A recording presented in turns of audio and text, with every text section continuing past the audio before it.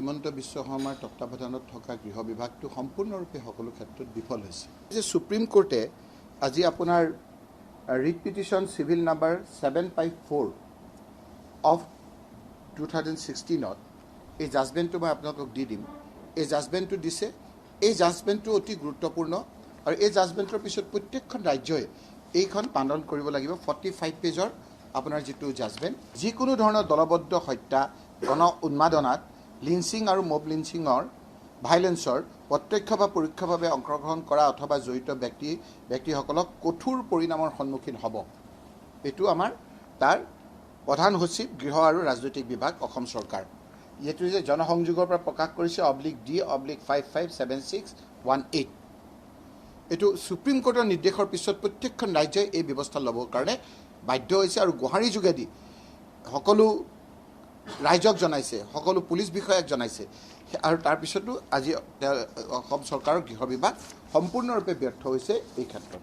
আৰু সেইকাৰণে নেকি তেওঁলোকে মানুহৰ হাতত অস্ত্ৰ শস্ত্ৰ দি গৃহ বিভাগৰ কোনো কাম নাই, চৰকাৰৰ নিজৰ কাম নাই বুলি দেখুৱাইছে।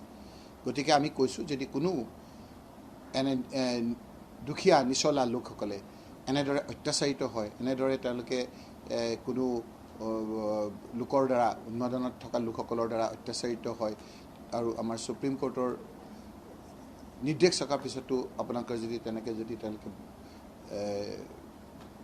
তেওঁলোকে বিভিন্ন ক্ষেত্ৰত যদি মৌলিক অধিকাৰ, ফ্ৰীডম অফ মুভমেণ্ট তেওঁলোকৰ যদি বাধা হয়, এই ক্ষেত্ৰত আমি আদালতৰ ওচৰ চাপিবলৈ বাধ্য হ'ম। আৰু তেওঁলোকে যদি আপোনাৰ এই ক্ষেত্ৰত অসুবিধা পায়, সেই ভুক্তভোগীসকলকো আমি আইনগত ব্যৱস্থা ল'বৰ কাৰণে আমি সহায় কৰিম। এইবাৰতো আপোনাৰ পাৰ্লিয়ামেণ্ট চলিবই দিয়া নাই। আন্দোলন কৰি কৰি কৰি ছোনিয়া গান্ধী, আমাৰ খাৰ্গে ডাঙৰীয়া, ৰাহুল গান্ধী ডাঙৰীয়া, আমি সকলোৱে বৰষুণত তিতি আন্দোলন কৰাৰ প্ৰেক্ষিতত চৰকাৰে সেৱক হ'বলৈ বাধ্য হ'ল।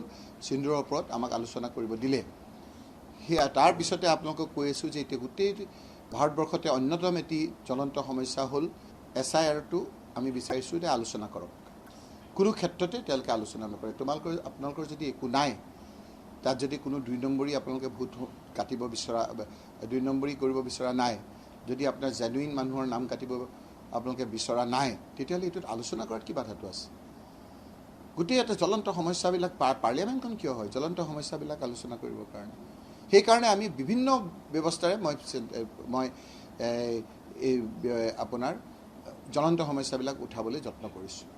এটা আপোনালোকে দেখিছিল যে আমাৰ ইয়াত যিটো এভিকশ্যন হ'ল, এভিকশ্যনৰ ক্ষেত্ৰত মই আপোনালোকক দেখুৱাই দিম যে মই প্ৰত্যেক দিনেই আমাৰ 0 আৱাৰত মই দিছোঁ যে এই বিষয়ে মোক আলোচনা কৰিব দিয়ক।